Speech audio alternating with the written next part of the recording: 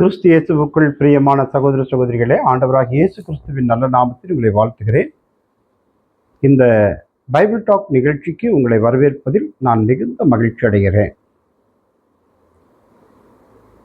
பவுல் அப்போஸ்தலன் தான் ரட்சிக்கப்படுவதற்கு முன்பு எப்படி தேவன் அவனை பயன்படுத்தினார் என்றும், ரட்சிக்கப்பட்ட பின்பு பவுல் அப்போஸ்தலன் எப்படி சபைகளுக்கு அவன் பயன்படுத்தப்படுகிறான் என்பதையும் சுருக்கமாக நம்ம இங்கே பார்க்கலாம்.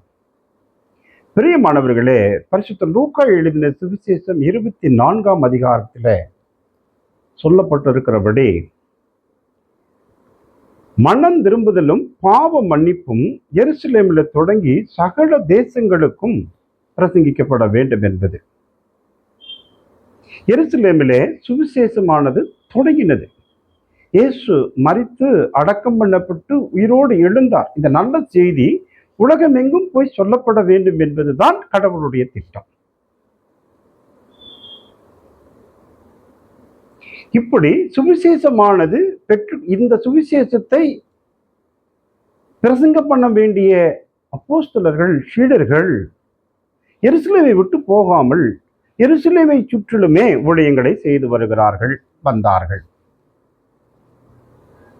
அவர்கள் பிரசங்கித்துக் கொண்டுதான் இருந்தார்கள்.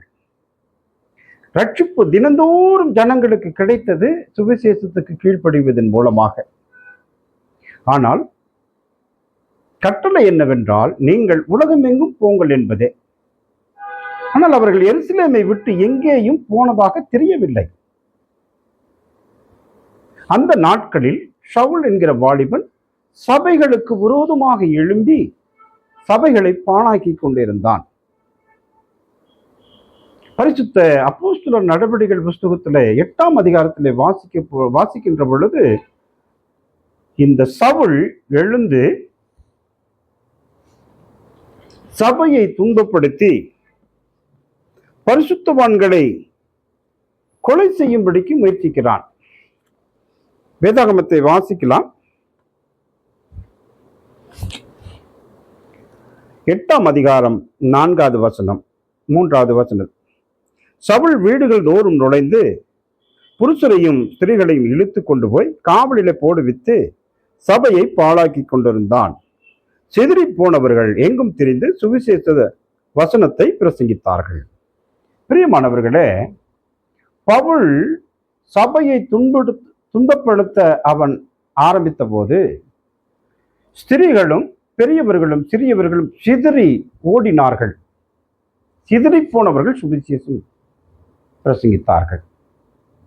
சுவிசேஷம் பிரசங்கிக்க வேண்டும் என்பது கட்டளை.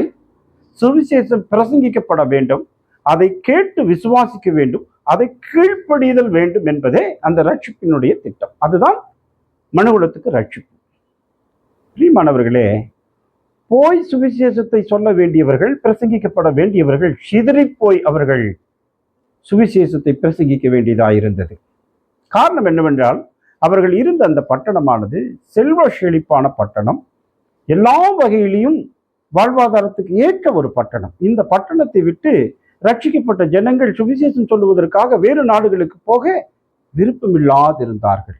விருப்பமில்லாத அவர்கள் தான் சுவிசேஷம் சொல்ல வேண்டும் என்பது கடவுளுடைய திட்டம். ஆகவே சவுல் தேவனுடைய சபையை பாழாக்கின பொழுது பயந்து தன் ஜீவனை காத்து கொள்ள வேண்டும் என்பதற்காக ஓடி ஒளிந்து போன ஜனங்கள், சிதறிப்போன ஜனங்கள் சுவிசேஷத்தை பிரசங்கித்தார்கள்.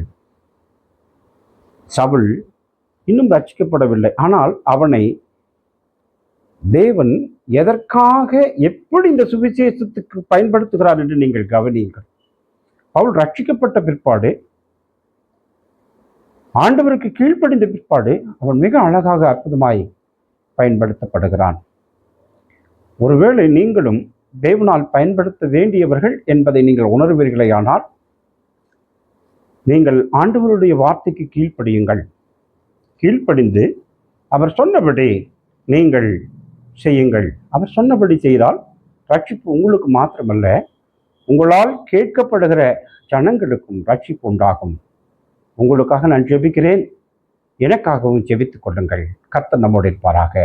ஆமென்.